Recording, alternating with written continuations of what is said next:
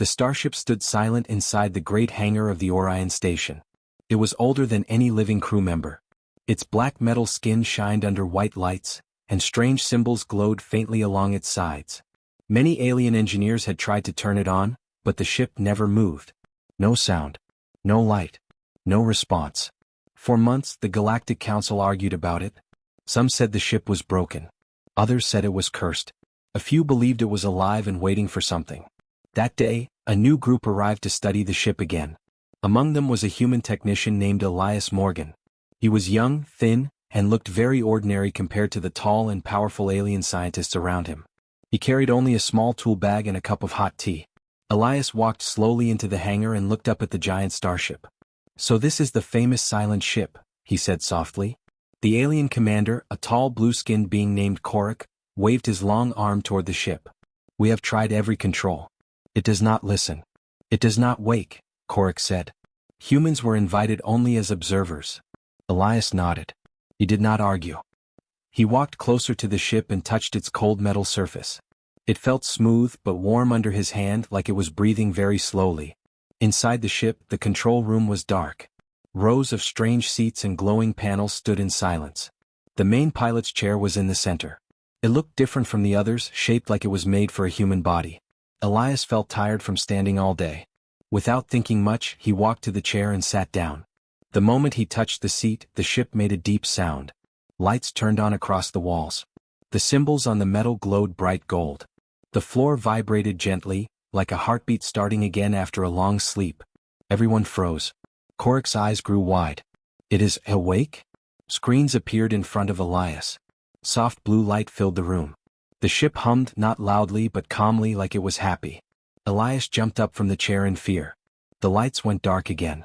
The ship returned to silence. The aliens stared at him. "What did you do?" one scientist asked.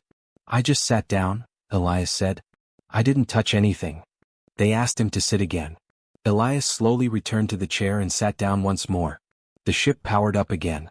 Lights, sound, and motion filled the control room. The ship did not respond to any alien when they tried before. But now it listened to a human. Strange symbols turned into readable signs in human language. "Welcome, pilot." Elias felt his heart beat faster. "I think it can feel me," he whispered. The scientists ran many tests. They checked power levels and control systems. Everything worked only when Elias sat in the chair. When he stood up, the ship slept again. Korik stepped closer, careful and nervous. "Why you?" he asked.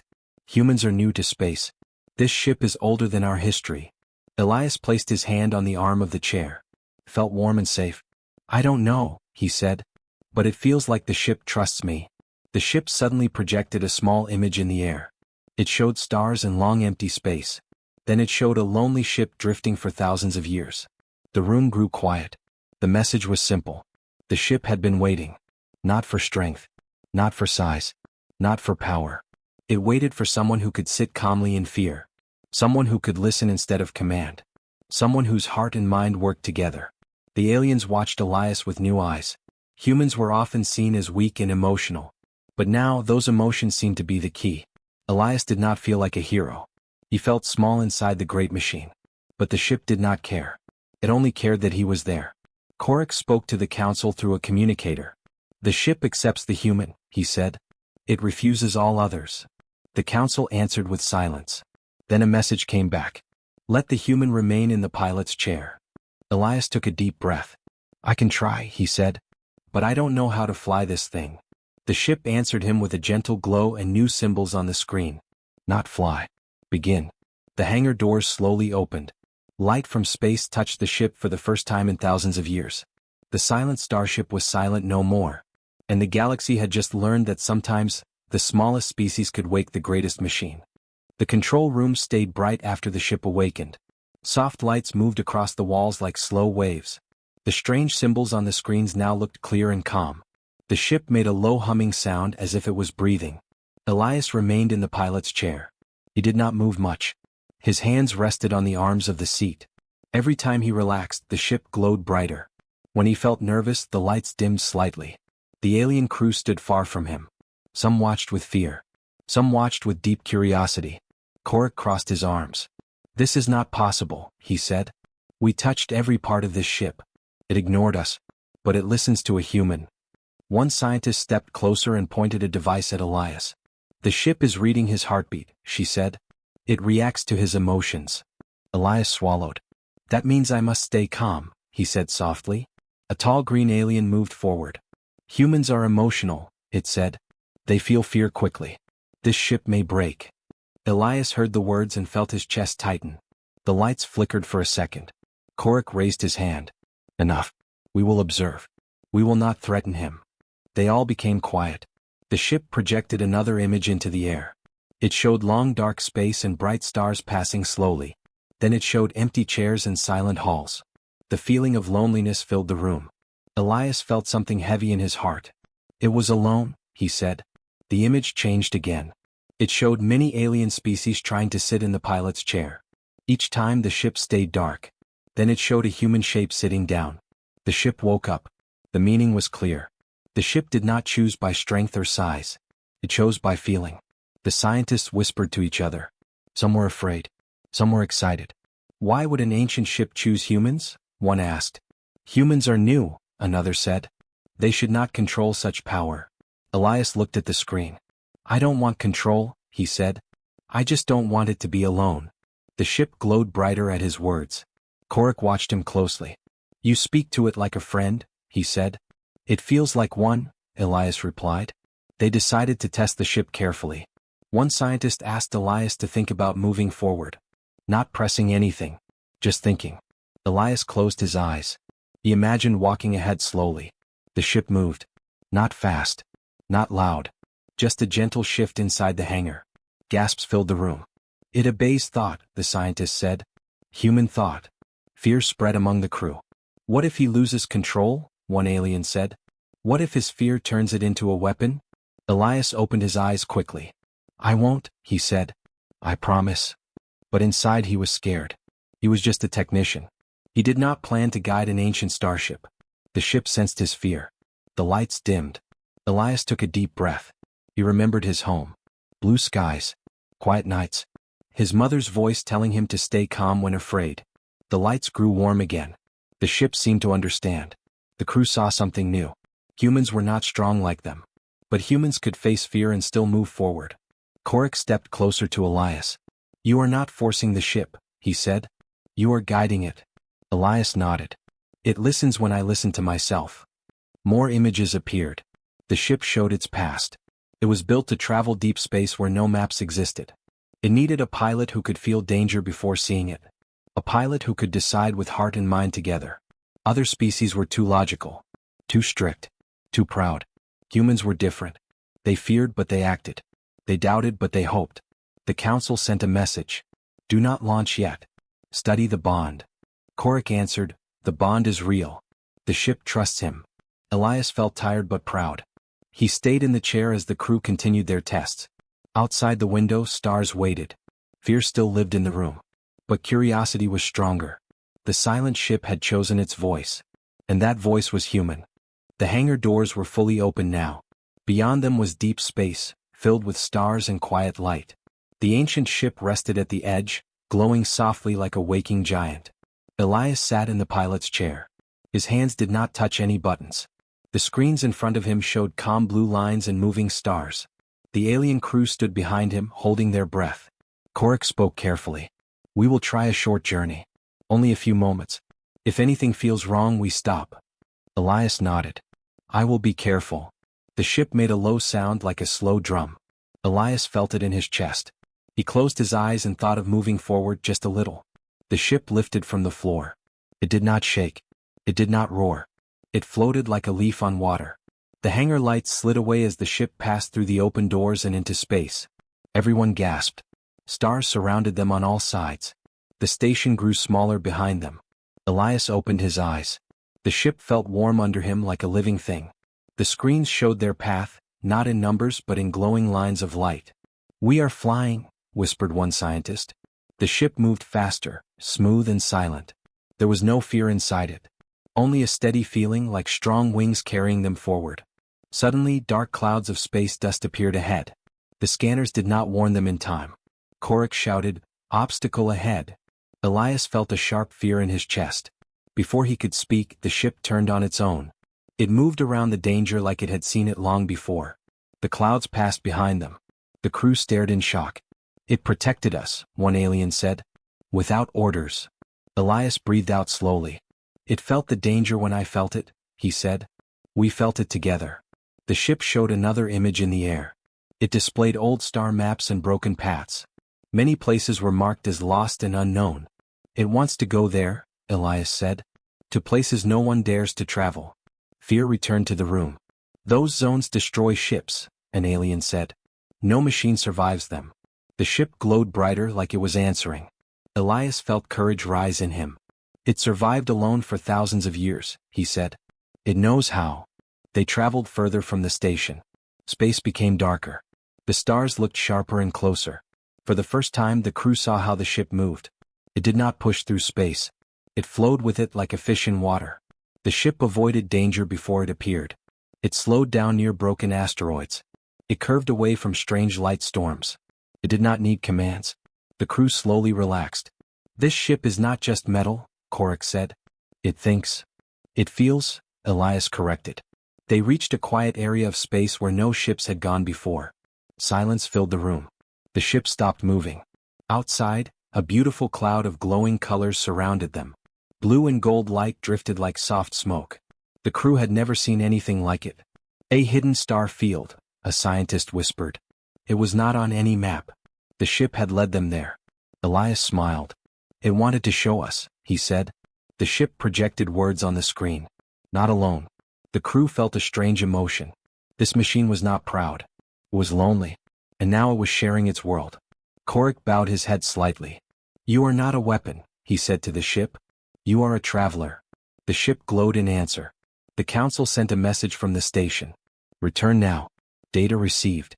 The journey is successful." Elias felt sadness. He did not want to leave yet. The ship sensed his feeling and stayed still for a moment longer. Then slowly it turned back toward the station. The return was even smoother than the first flight. No fear remained. Only wonder. When they entered the hangar again, every worker stopped to watch. The silent ship had returned alive. The doors closed behind it. Elias stood up from the chair. The lights dimmed but did not turn off fully. The ship was no longer sleeping.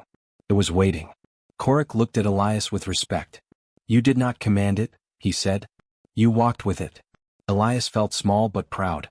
He touched the chair gently. "We went together," he said. The first journey was over. And the galaxy now knew something new. Humans did not need the strongest ships. They only needed the courage to sit in the seat and listen. The ship stayed in the hangar, quiet but awake. Its lights glowed softly, like a heartbeat waiting for someone to notice. Elias remained in the pilot's chair. He had begun to feel a strange connection to the machine. The ship seemed to understand him even without words. Korik and the other aliens gathered around the glowing screens. The ship projected old data, slowly revealing its past. Images of builders appeared, tall silver-skinned beings with long arms and gentle eyes. They worked carefully, placing each part of the ship with purpose. Then more images appeared. Ships of many species had tried to pilot it. All had failed. Some crashed. Some drifted for centuries, never moving. The aliens whispered to each other. "So it has always been waiting?" one asked.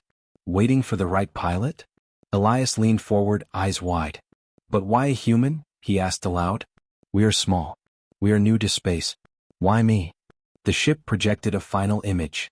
A human silhouette sat in the pilot's chair, calm and steady, surrounded by stars. The ship pulsed with a golden light.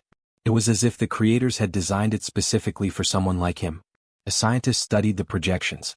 "Look here," she said. "The ship responds not to logic or strength.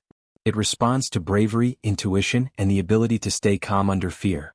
It needs someone who can feel danger before it arrives and act with both heart and mind."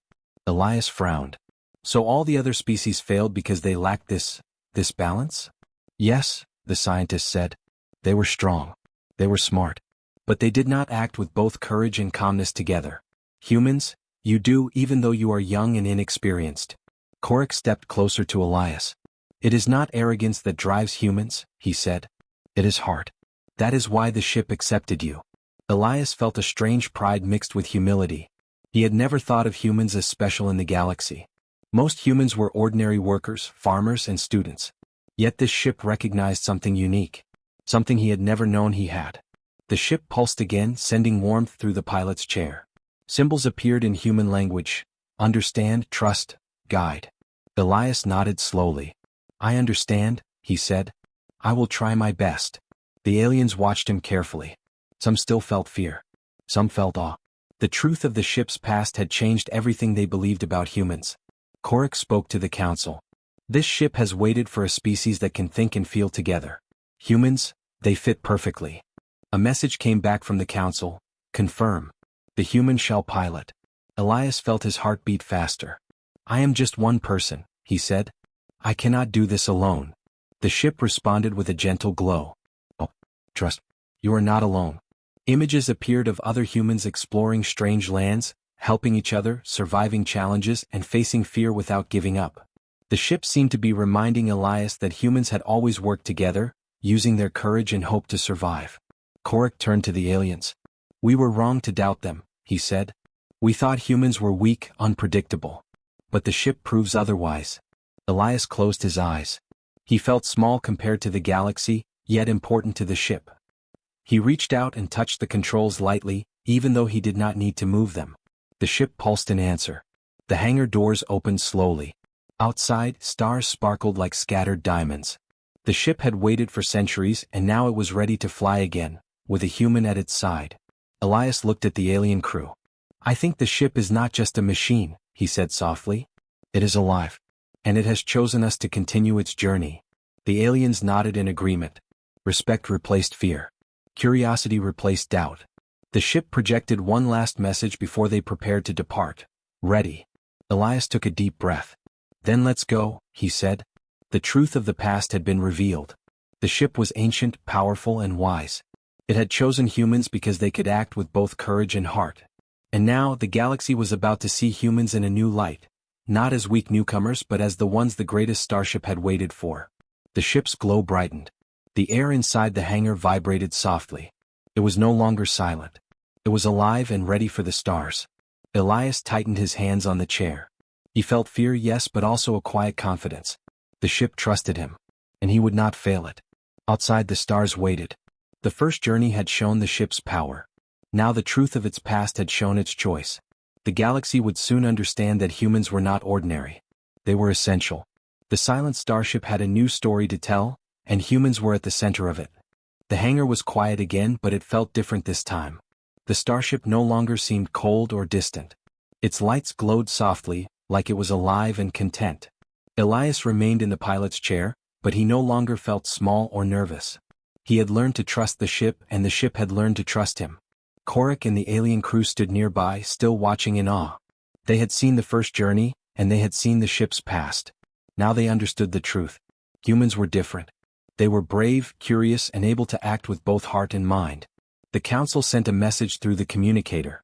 The human shall be recognized as pilot and guardian of the starship, it said. All species are to respect this role. The room went silent. Even the youngest scientists looked at Elias with new eyes. They had doubted humans before, but now those doubts were gone. Elias felt a mix of pride and humility. He was just one person, yet the responsibility felt enormous. The ship projected a path in the air, showing distant, uncharted regions of space. It pulsed gently, as if inviting Elias to explore. He reached out and touched the controls lightly. Though he did not need to press anything, the ship responded instantly to his thoughts and feelings. Korik spoke quietly. You do not command it with force. You guide it with your courage and trust. Elias nodded. I think we are partners, he said. Not master and machine. The aliens began preparing for their journey as well. Scientists and engineers studied the ship carefully, but now with respect instead of fear. They realized humans did not need technology to control the ship in the same way. Human intuition, bravery, and calm judgment were enough. The council sent more messages. They announced that humans would be officially trained as pilots for the ship. Other species were invited to observe, but only humans could take the pilot's chair. Slowly the galaxy began to accept this new role. Elias spent days learning the ship's ways. Each time he sat in the chair, he felt the pulse of the ship as if it were alive and listening. The bond grew stronger. He discovered that the ship could sense danger, chart new paths, and even communicate emotions. But it could only reach its full potential through a human pilot. Outside the station, stars waited. Uncharted space stretched endlessly, full of mystery and opportunity. Elias thought of his home planet, of quiet nights and distant suns. Now he would see things no human had ever seen. The aliens no longer treated humans as weak or small. They asked questions, offered advice, and learned from Elias. They saw how humans faced fear and uncertainty with courage. They began to understand why the ship had chosen a human. The first official mission was planned. The ship would leave the station and travel to regions long considered impossible to explore.